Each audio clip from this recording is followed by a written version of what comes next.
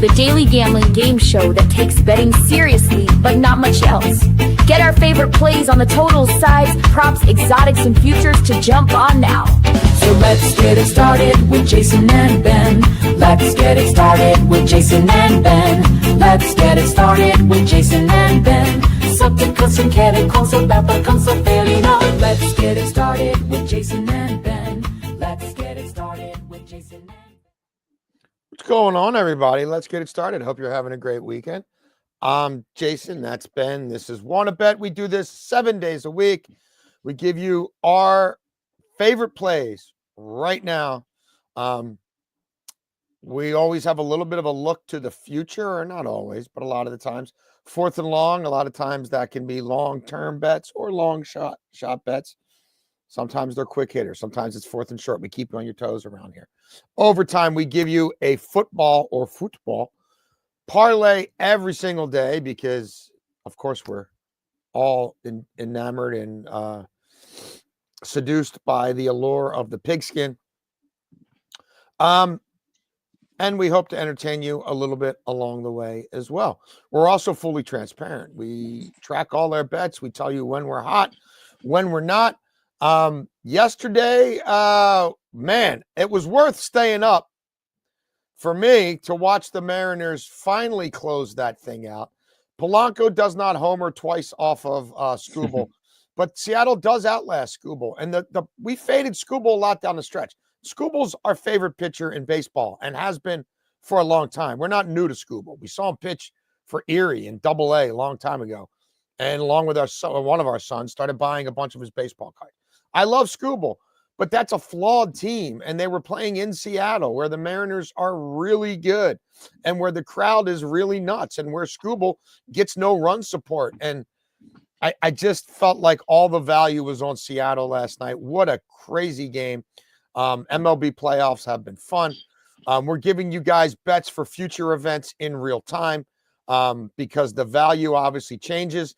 And we're still alive with the Washington Huskies taking care of business in some parlays. And we did some damage with them on the Super Discord. Beltway Ben, WNBA is over. I know that's going to be tough for you to get over. How was your Friday night? Well, it was pretty bad, to be completely honest. We had Bonner over 13.5 points. She finished with 10, was not finishing. A lot of easy looks that she didn't finish. And she makes 2 layups. We cashed it, but it is what it is. Washington, Alyssa Thomas, North Texas. Boy, was I wrong about North Texas. I couldn't have been more wrong. Well, they were up, 21-7. It looked good for a while. Right. And all of a sudden, here comes USF. Jeff said, can anyone confirm if North Texas even got off the bus? They did get off the bus, but I think they left early. And in the second quarter, after that, it was done. Dude, people were live betting the over at 104.5. That happened in real life. It's literally insane. I thought they'd cover 17.5 at home. I just did. I thought they'd win. I did, and I was wrong. Very wrong about that team. A little bit of a fluff schedule. So USF was a better team there. And then we also lost the first 3 under a half a run because Josh Naylor steals third base. Again, Josh Naylor, one of the best stolen base guys in the MLB, steals third base. He's a heady baseball player. Like you enjoy watching guys like that. But I was hoping he could strike Garver out. Skubal, because he usually bears down in those, ends up giving up the sac fly. Unfortunate. But he also did have Naylor 1-2. Like that at bat, he fought, and drives a double. So that was unfortunate. We didn't catch the plus 290 play there. And then we also had the Mercury to win the WNBA final. So it was a great year in the WNBA. Yeah. I'm not going to lie. But the last 2 weeks, the WNBA kind of got us back. And I did say a while ago, like, when there's just 1 or 2 games, it's a little different than when you have a lot of different ways to attack it. So it's all right. I mean, we were down, I think, 4 units yesterday, but hopefully we can bounce back on this Saturday. Absolutely. All our picks in real time on the Super Discord. A lot of stuff we don't get to on this show. We try to keep this show pretty streamlined, but we're looking at markets across sports all the time. When Ben or I or Eric Casillas make a bet, we immediately register it in the Super Discord. We can go back and forth with you guys about it, explain why we did it, where we bet it, why we bet it, when we bet it, all that stuff. Fantasy football advice, survivor pool. Check it out. There's a lot of different ways you can get involved. All right, Beltway Ben, there is a lot going on in the world of sports domestically and internationally for us to get to. We got some noon kickoffs coming up in World Cup qualifiers and NCAA football. Where are you taking us on first down? Yes. To me, I don't see how this is particularly a close game, to be quite honest with you. I think it's or a pretty game, I mean. I don't think either offense gets going You here, got to put which us is why back. There we go. we're going to go to the I got us. Which is why we're going to go here to the Iowa-Wisconsin under 37, minus 110. You can find it 36.5 in a lot of different places. But I did take it up to 37 and get it in minus 110 because if you always shop, you can find these. And this might be the difference in a push or like if they finish at 37, we'd still get a push compared to 36.5, paying the same price or even worse. Some places minus 115 for 36.5. The under there. So I do think this is going to be an ugly game. Iowa has played so many ugly games under this coaching staff, and we know how they are. And the defense probably isn't what it once was, but this year we've seen it tick up a little bit and start to play good football again. The last few years it hasn't been as good. Their offense to me is still like eh. And then Wisconsin. Edwards isn't playing again. O'Neal's not playing, so it's another guy. I don't trust anything that they have working offensively. Dylan Jones can run the football a little bit. Baltimore kid. So he's from the area, quite familiar with him. I'm fine with him having a decent day on the ground because that means a lot of clock, a lot of defense. Just give me 5 yards here or there. Like, just make it an ugly game. And again, this is the lowest total of the college football season. So it's risky, but I just think it's going to be an ugly game. A lot of field goals would help us, and it wouldn't surprise me if that's what we saw. I think both teams know the objective here is to keep it low, try to run clock, and either way, like it's a tight spread, so it could go either way. Hopefully we have a tight one late, a game-winning field goal team trying to run the clock out, something like that. But again, under 37 at minus 110. Yeah, I'm here for it. Both those teams, I think, are obviously compromised offensively. It's not the caliber of offensive line we've come to expect from them as well. So when they do run, it's not as many explosives. It's kind of 3 yards in a cloud of dust. First down for me. We have not played around with MLS for a while, but with the playoffs approaching and a few games standing out to us, we did make a little money line play. If these two teams met in the MLS title, it would not surprise me. Seattle, to me, was far and away the class of this league for most of the summer, and certainly Leagues Cup, all that stuff. They've cooled off lately, but I still love Seattle at home, and now you're getting value on Seattle at home. It's a Real Salt Lake team that's gotten results lately, and I know they made the manager change, and Paulo Mastroeni has tightened things up a little bit for them, but they suck on the road. I mean, 3 wins, 3 draws, 9 losses on the road. It's a Seattle squad that has lost at home just once. Lumen Field is a legitimate home field advantage. This is a bit of a rivalry game. I think Seattle has too much talent for this slide to continue, and that is a team that offensively can break out anytime and hang 3 or 4 goals on people. They tend to play a more wide open style at home. So I like them to beat Real. Inter Miami, you could look at the table and say, well, geez, Atlanta sucks and Inter Miami can't get the first seed, but they can still catch Cincinnati for the second seed. And this game intrigues me because Messi's tied for the goal title. And you know they want Messi to get a couple early in this half against the worst team in the league, Atlanta, and try to solidify that. It's something for them to play for. I think the seeding does matter a little bit. This is obviously a class outfit. Inter Miami scored 15 goals their last 5 games. I mean, they're too good for a lot of MLS, especially an Atlanta side that has 1 win in their last 7 overall. That's conceded 58 times on the road this season, second most in MLS. That has 1 road victory all season. I just don't see it happening here. So I think it's just a tune-up game for Inter. I'm not saying they're going to win by 3 or 4 like they should because, again, they might take their foot off the pedal. But I think they have just enough to play for here to get us through on this parlay. Second down, Beltway Ben. Yeah, second down, we are going to a spot where I think Jason told me to, get away from with that fraudulent coach. Wow.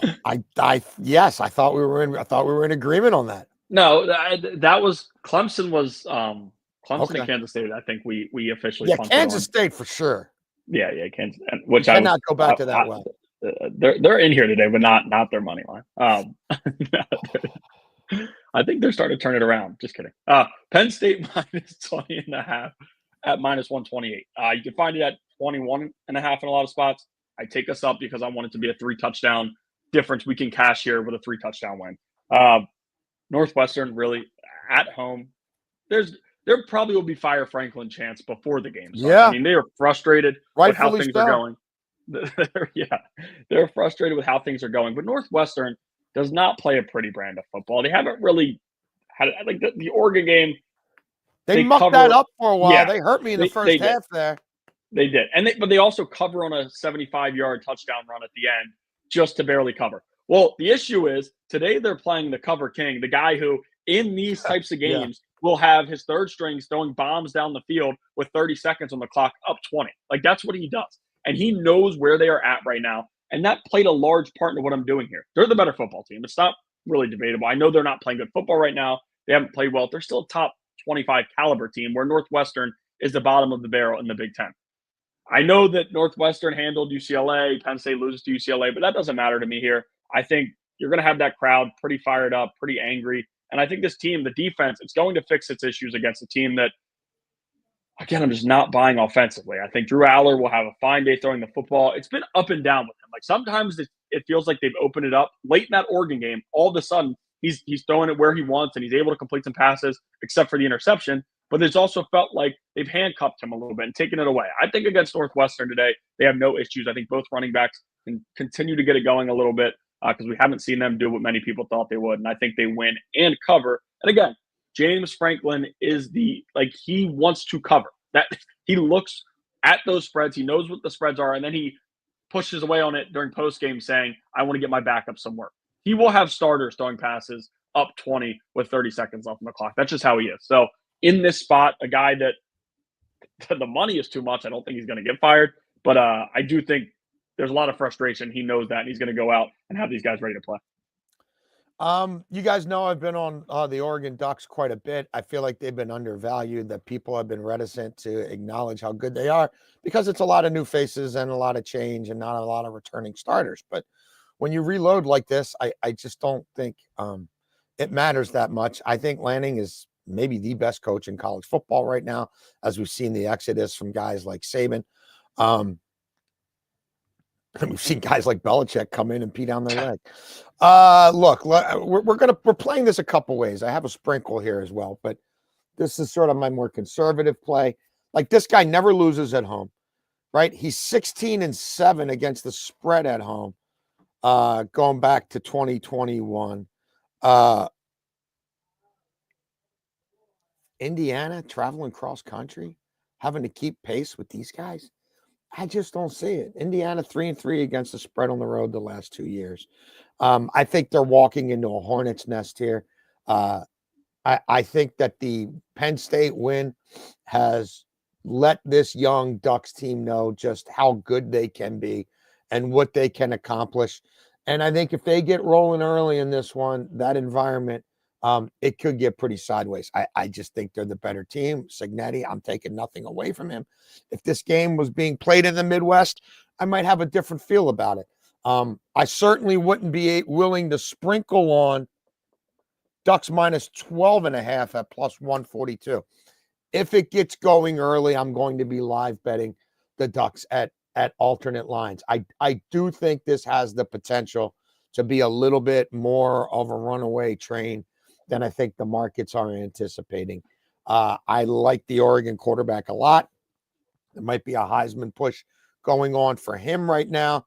And I just think it's a step up in weight class for Indiana. And Indiana can bully, the mid-tier to the upper mid-tier in the Big Ten. But this is going to Lanning's backyard. And I think it's a double-digit win for the Ducks. I really do. So we've got our full unit play, and we've got a sprinkle. Third down, Beltway Ben. Yes, third down. We will go to the NFL game tomorrow. Bo Nix over 1.5 passing touchdowns at -106. Shop around. He's over this in just 2 of 5 games. Listen, I've watched what they've done in the red zone. And they've tried to get him a couple of passing touchdowns that Evan Ingram couldn't get the edge in the Bengals game earlier in there. He did end up going over the 1.5, but they know what they're trying to get out of Bo Nix. Dobbins, tough running back, and he can score, and they do different things with him. But I do think it's a good day for Bo Nix throwing the football. When you look at this Jets passing defense, they've allowed quarterbacks over this in 2 straight. Tua threw for 2, and then Dak Prescott threw for 4.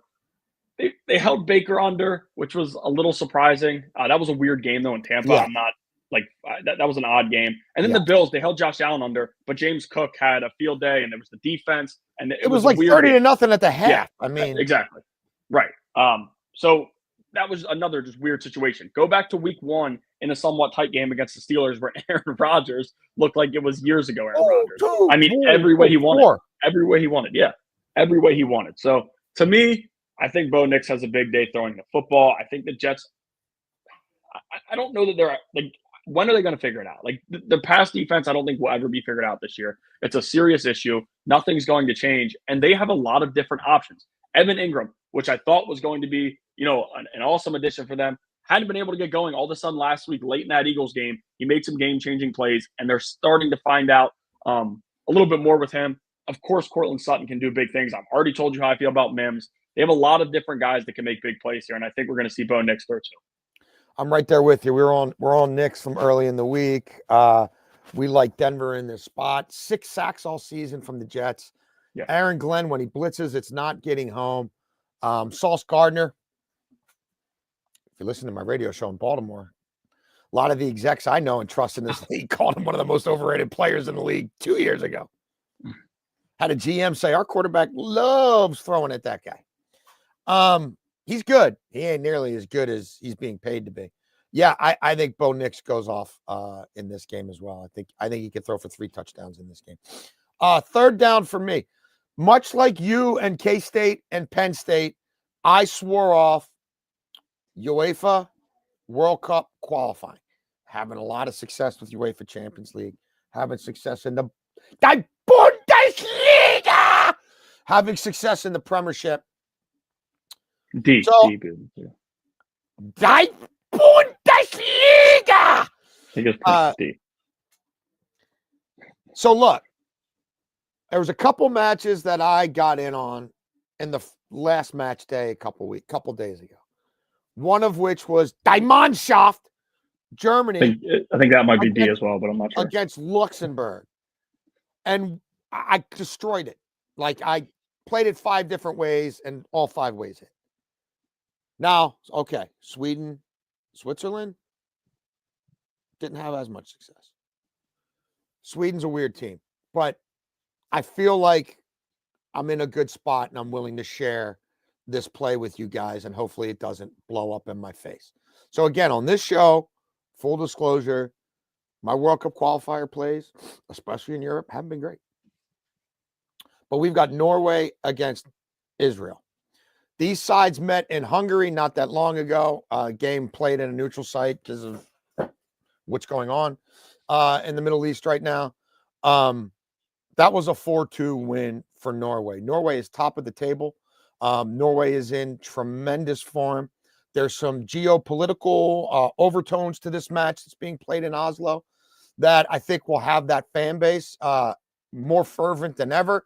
If you look at the table, so Italy's playing Estonia today. We've got some plays in the Discord on Italy. Italy's going to try to run up the score. Norway does not want to be in a playoff situation. They want to be the top of this group. They want to be automatic qualification, and they've played well enough that, frankly, that should happen. They've won 8 matches in a row. Like this is a great Norway side. Now, look, they're without an influential midfielder. Odegaard got hurt in the Arsenal match over the weekend. Thankfully, the Gunners still covered for us there. That's a big loss, but they just have too much up top for this Israel side. They're going to come out and show their superiority off set pieces. Holland in the air. I don't know who is going to man mark him on the back end. I don't know who's going to beat him to 50-50 head balls. Like Holland and Harry Kane are the 2 most informed strikers in the world right now. Hat-trick Harry Kane. I think he scores more than once. Have we sprinkled on Holland to score more than once? Plus 130? Yeah, we have. And we think that's in play. Could they hang 5 on Israel at home? They could. There's a lot of other ways to play this match, but we're comfortable laying the 1, knowing that could be a push situation on that leg. I think Holland scores multiple times in this match, and I think we get at least 3 total goals in this match. Like Norway 2-1 is kind of like the low end of this. I just think that they're in too good form. They're too classy. They're great at home, and they've got a chance to pretty much solidify here with 2 match days still to play, putting themselves at the top of the group, even with 1 more left with Italy. That's probably on goal differential going to put them maybe automatically through. 4th and whatever, Beltway Ben. Yes, it will be 4th and longest reception. We're going with, I told you guys we'd do it yesterday. Yeah. We're going to go with Marvin Mims' longest reception over 16.5 yards. The Jets have allowed a receiver or tight end 6 guys over this in the last 2 weeks, 3 in each game. They can't make the number any bigger because his yardage number is low as it is. If he goes over his regular yards, like I said, I thought he would, he's going over this. That's how it is with him. And this for him, I mean, most of his routes are way down the field, way past 16.5. They also will throw screens to him. Can he break a tackle or find some open space and make a big play and get 17 yards? Yes, easily. I feel like it's a really short number to where even if it isn't the long catch that he has, the screen can turn into something. And 17 yards is really not that much when you look at it and you look at where Bo Nix is throwing the football to him. I do like what Marvin Mims has in this matchup. I mentioned it earlier. You mentioned Sauce, he's a good cornerback, not great, but Sauce will probably be with Sutton. And the rest of their secondary is pure garbage. Yeah. Bo Nix is going to be throwing the football a lot. I have a good feeling about that. I talked about that before. And if that's the case, Marvin Mims is on the field a lot. You look at his target percentage, you look at how many routes he's running when they throw the football. He's on the field a bunch. So I do think they get Marvin Mims involved. Weird situation with it being where the game is. We know some of those games, guys get lost in coverage. Guys are not used to these playing surfaces and things change. So I do like Marvin Mims to catch a big pass here. And I think it's going to be 1 over the top. But again, he can catch a screen and turn this into 17 yards. It's not long at all. Just looking back here, I want to officially make sure you know I'm having a scrambled brain week here and like all the different, plays I'm making where I definitely want to be on your Bo Nix. And I got to look back. If I don't know whether I gave it out on this show or not, I know I bet it. Denver money line, Knicks over 1.5 touchdowns, Denver minus 2.5, Knicks over 1.5 touchdowns. But I definitely want to be on Knicks to at least throw because that game starts early. I can't, you know what I mean? So tomorrow's show, it's already going to have started. So just want to make sure I am 100% with Beltway Ben. I got that early in the week at plus money. I don't know if I gave it out on this show or not. I know I was on Denver half and full. I thought I did. I think I did, but I'm not positive. So there you go. 4th and short for me. We're going to go on the Running Rebels to score 17 in the first half. Air Force defense sucks. Some people might look at this UNLV game and say maybe it's a little bit of a look ahead spot and maybe they're not up for this one. I don't know, man. They're well rested. It's a tuned up offense. I think Mullen's out for blood. And Air Force starts games in the shitter. I mean, they've given up at least 14 in the first half in every game. Like they've given up 17, 21, 14. They're horrible against the run. They're horrible against the pass. I like the UNLV offense. I like the UNLV quarterback. How has UNLV again fared in the first half? 24-10, 23, 24, 17. So they've gotten off to pretty good starts. Not a super sexy play, not anything all that riveting. I just think that they can hang a 40 burger on them today, and I think it starts early. I don't have a ton of college stuff going this week. If you're going to be up really late tonight, you can't sleep after being up till 2:00 in the morning watching baseball last night. My guy Bronco, I think Bronco wins at Hawaii tonight. So I like a little Utah State on the money line late night. If you're so inclined. Overtime, Beltway Ben. Yes, overtime. We will go Well, the parlay here in college football, I told you we'd be on Kansas State in some way, but here it is. Their defense has figured itself out a little bit, but TCU has one of the better offenses in college football, especially in that conference. TCU, their run defense is great, but against the pass, they've struggled. And Avery Johnson needs to be able to get off here in this type of spot. Could we have a 24-20 game or 24-21 game? Yes, that's why I took it to 44.5 to move it up there. Utah on the money line, we broke that down yesterday. Levis not playing. They told us that yesterday. Penn State to win the first half. This is three-way. So a tie, we don't get a push. A tie, we lose. So we need them to win the first half, nothing else. We cannot push there. And then USC, team total over 20.5 plus 138. That gets us 2+ money. Listen, I'm not buying Wink in Michigan's defense. I don't think it's as stout as it's been. They get aggressive, too aggressive sometimes. I actually like to see that in Baltimore now, but they get too aggressive. They get beat over the top. This is maybe the best offense in college football when you look at advanced metrics and a lot of different things with how they've been. And you kind of expect that from what Riley does and what Riley has done in college football. The offenses are always going to be there. I do think USC is a top 25 team. We're already on their money line. We're on their money line in the parlay as well. If they win, we would be up, I think, 2 units. So we need USC to win, but I think they're going to score 3 touchdowns as it is. That's all we need, 3 touchdowns. And 3 extra points, of course. The TCU, Kansas State, alternate over 44.5, Utah on the money line, and Penn State 3-way. Again, I did this on Bet365 if you want, because it's hard to find 3-way money line sometimes. Yeah. So this is all Bet365. Yeah. 365 has a lot to offer. I've got a parlay here for you. I'm not going to belabor the point on some of these games. Like, I think a lot of you guys watch the show regularly. And Ben just hit on Knicks again. We think Denver's in a really good spot against the Jets offensively and defensively. Denver's allowed 6 offensive touchdowns all season. That's number 1 in the NFL. Points per drive against Denver, minuscule. Going back to the start of last season, that Jets offense is tough watch. We're all over the Rams a bunch of different ways. Seriously, go watch or listen to shows from Monday, from Tuesday. There's a lot of different ways we like the Rams. Now, we've got a potential nor'easter coming to Baltimore. It might lower some of the passing totals, might even lower some of the scoring totals, but the Rams can also just get under center and run power against the Ravens defense that has no defensive line, no pushback, no 2-gappers. And McVay will be fine doing that as well. So even if it's not a great day for Stafford to chuck it all over the yard, Denver's the Rams have the better offense. They have the better defense. Right now, they have the better head coach. They certainly have the better quarterback with Cooper Rush playing. And look, that is we haven't talked about that Colts-Arizona game much, but it doesn't look like Kyler Murray's going to play. Jacoby Brissett. Are the Colts as real as they look? Maybe not, but they're pretty legitimate. And Arizona's lost 3 straight games on a game-ending kick. I think they're deflated.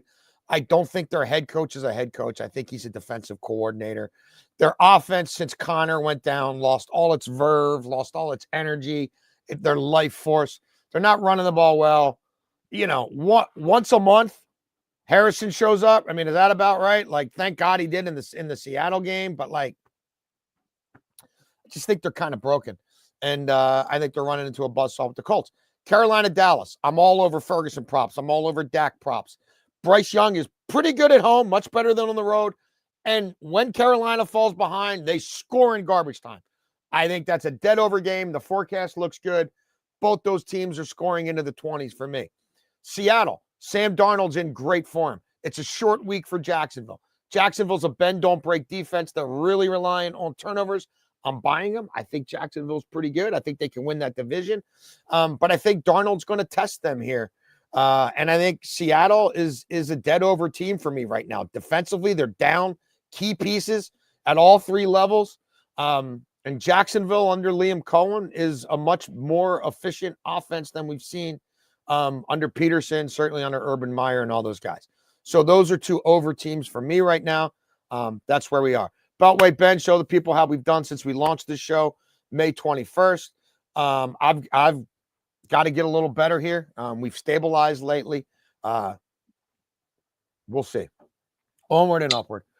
We got to 1,400 subscribers on YouTube. We're going quick. Jeff's all over. Jeff, thank you very much for the URL. Jeff you is can the get all man. our stuff now. Jeff's the man. You can get all our stuff at www.wannabetwithus.com. That's got links to pretty much everything. We're on Spotify. We're on Apple Podcast. I think we're on the iHeart app, the Odyssey app. I hope the powers that be are able to put all these numbers together and not have a like bifurcated audience like I think it's going to end up being. Anywho, YouTube, whatever. We appreciate you guys tuning in, watching, listening, wherever you do, whenever you do. We will be back at noon tomorrow because we know you want to bet and we want to bet, and we thank you for wanting to bet with us.